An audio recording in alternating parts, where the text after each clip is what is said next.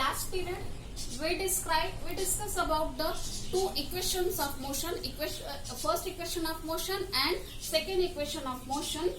Now the third equation of motion.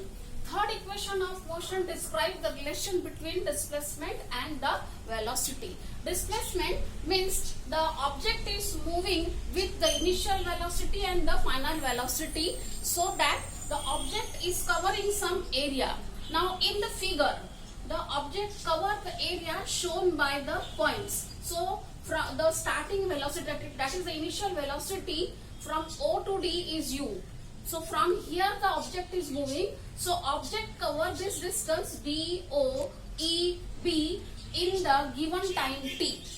So this quadrangle is formed when the object covers the distance from D to B. D to B is the displacement, but actually the object covers this area. Now the quadrangle which is formed is trapezium. So the displacement when the object is moving from D to B, the trapezium, that is the quadrangle which is formed, is a trapezium DOEB. So displacement is nothing but the area of trapezium DOEB. Now trapezium area formula is half multiplied by sum of parallel sides multiplied by height. In the figure, parallel sides are DO and BE. Because these two are perpendicular to each other, so these two sides are parallel, that is CO and BE is parallel to each other. Therefore this DO is parallel to BE. Parallel sides are DO and BE. So DO plus BE multiplied by height. Height is OE. Distance between the parallel side. Height is distance between the parallel side. And distance between parallel side is OE. Perpendicular distance between the parallel side, that is OE. And OE is nothing but the time. Therefore, half multiplied by DO is the initial velocity. BE is the final velocity, because BE and this CO both are equal. They are opposite sides of rectangle, so they are equal. And this CO is V, therefore BE is also V. So therefore U plus V multiplied by OE is T. Now according to the definition of acceleration, acceleration is equal to change in velocity upon time. Now we are shifting this T to LHS side and A to RHS side. So we will get T is equal to V minus U upon A. This T value we are substituting in this equation. But this equation just now we formed half multiplied by U plus V multiplied by T. So here this T value we are substituting, and then we are getting this equation S is equal to V plus U multiplied by second bracket V minus U upon 2A. Now this 2A denominator we are shifting to LHS side. So S multiplied by 2A is equal to, now here V plus U and V minus U, the same numbers are added and same numbers are multiplied. So when the product is multiplied, then it is product is coming V square minus U square by the formula A plus B, A minus B. So therefore 2AS, product of this number is 2AS is equal to V square minus U square.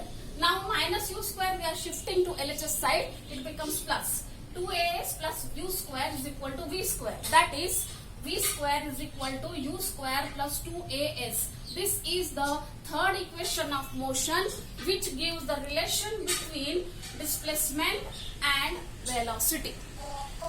This third equation of motion, in your notebook you are starting the equation from this point, but before this S, some 2-3 lines are given in the textbook. So first you are writing the description and then you start writing the equation from this point, S is equal to, and complete this in your notebook. Now the next point is uniform circular motion. The object is moving in circular motion. Uniform circular motion. Now first I will give you one example. All of you are watching the the clock in your house. So if you observe the clock, the tip of the clock is continuously moving. Means the tip of the clock is moving in a circular path continuously. But when the tip is moving, every time the tip is changing the position. So that time we can say that the speed is constant. Constant speed, the tip of the clock, that is the hand of the clock, is moving with constant speed. But the direction every time, for every second, the direction of the tip is changed. So velocity is changed.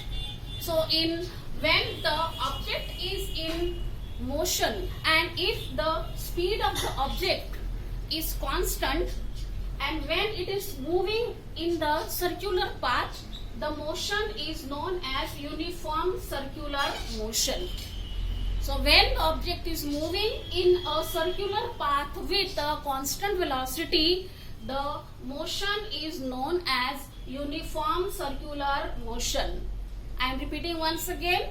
When the object is moving in a circular path with a constant velocity, then the motion is known as uniform circular motion.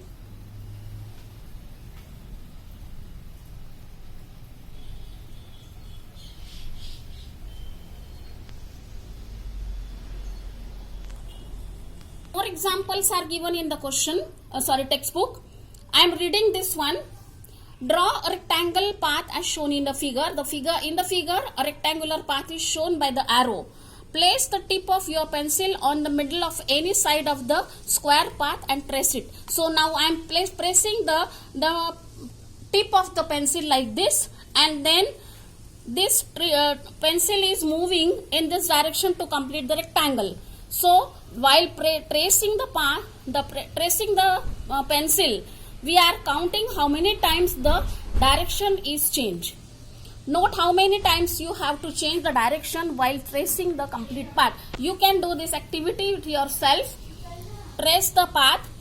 First you draw the rectangle and trace the path, and you can measure how many times you change the direction. Now repeat this action for pentagon, hexagon, octagonal path, and note the number of times you have to change the direction.